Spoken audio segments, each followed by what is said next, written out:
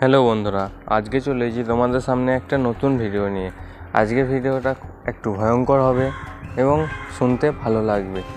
তো যদি আমার চ্যানেলে নতুন হয়ে থাকো, চ্যানেলটিকে অবশ্যই সাবস্ক্রাইব করবে এবং লাইক করে পাশে থাকবে এবং কমেন্ট করতে একদম ভুলবে না যে আমার ভিডিওটি কেমন হয়েছে। তো শুরু করা যাক। Welcome to my channel. রাত যখন গভীর হয়, অন্ধকারে লুকানো গল্পগুলো জেগে ওঠে। আপনি এখন দেখছেন হরর প্রেত কথা। আজকের গল্পটি এমন এক রাতে যা আপনাকে রোমাঞ্চে ভাসিয়ে দেবে। শুরু করছি তাহলে। এই ঘটনাটা প্রায় 3 বছর আগের। আমি তখন নতুন একটা বাসায় উঠেছি, শহরের একটু বাইরে, অনেকটা নির্জন এলাকায়। বাসাটা ভাড়া অনেক কম ছিল। প্রথমে অবাক হয়েছিলাম, কিন্তু পরে ভাবলাম হয়তো লোকেশন খারাপ বলেই। প্রথম কয়েকদিন সব কিছু একদম স্বাভাবিক ছিল, কিন্তু সমস্যা শুরু হলো এক রাতে। সেদিন প্রায় রাত 1টা। আমি ঘুমাচ্ছিলাম, হঠাৎ একটা শব্দে ঘুম ভেঙে গেল। টক টক টক। মনে হলো কেউ দরজায় ধীরে ধীরে নক করছে। আমি উঠলাম, দিয়ে বসে থাকলাম কিছুক্ষণ চুপচাপ।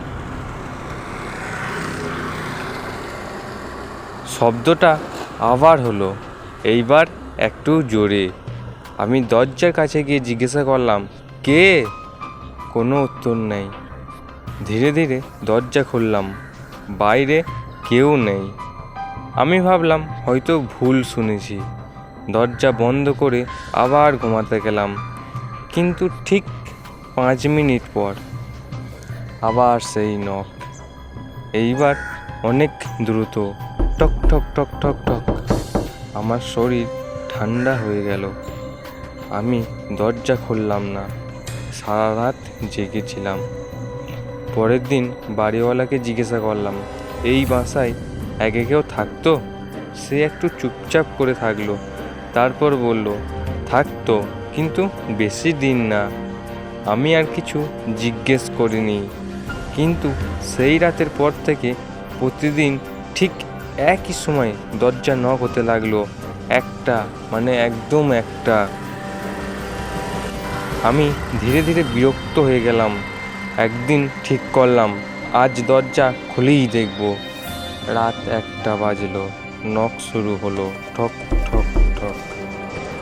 আমি দরজার কাছে গিয়ে দাঁড়ালাম, হাত বাড়ালাম, কিন্তু হঠাৎ থেমে গেলাম, কারণ দরজার নিচ দিয়ে একটা ছায়া দেখা যাচ্ছিল। কিন্তু ব্যাপারটা অদ্ভুত, ওই ছায়া ছিল উল্টো দিকে। মানে কেউ দরজার সামনে দাঁড়িয়ে থাকলে যেমন ছায়া হয় তেমন না। মনে হচ্ছিল কেউ উল্টো হয়ে দাঁড়িয়ে আছে। আমার গা শিউরে উঠল। আমি দরজা খুললাম না। পরের দিন আবার বাড়িওয়ালার কাছে গেলাম। এইবার একটু জোর দিয়ে জিজ্ঞাসা করলাম। সে ধীরে ধীরে বলল, তুমি যদি কিছু শুনে থাকো দরজা খুলবে না। আমি জিজ্ঞাসা করলাম, কেন? সে বলল, আগের ভাড়াটে একদিন দরজা খুলেছিল, তারপর তাকে আর কখনো দেখা যায়নি। আমার শরীর কাঁপতে লাগলো। আমি ঠিক করলাম, যাই হয়ে যাক, দরজা আমি খুলব না। কিন্তু কয়েকদিন পর ঘটনা আরও খারাপ হয়ে গেল।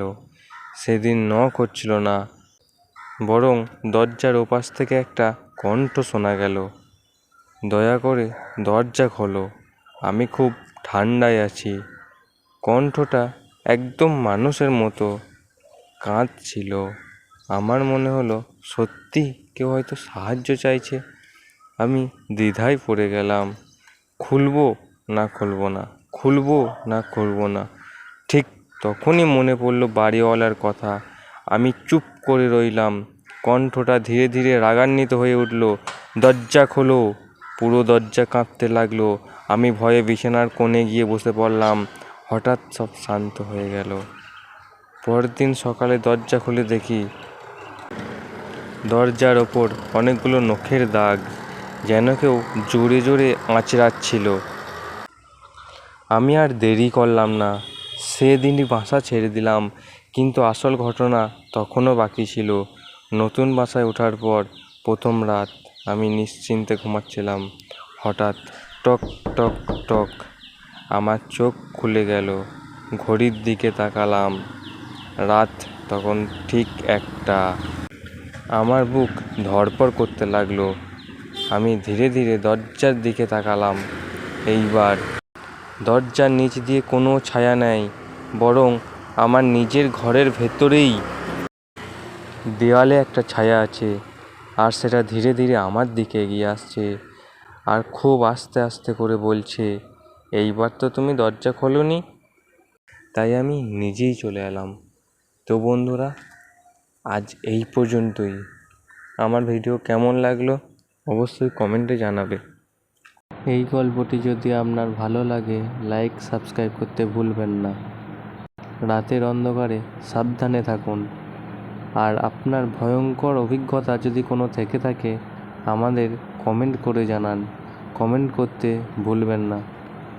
চলো আজ এই পর্যন্তই, আবার পরের ভিডিওয় তোমাদের সঙ্গে দেখা হবে।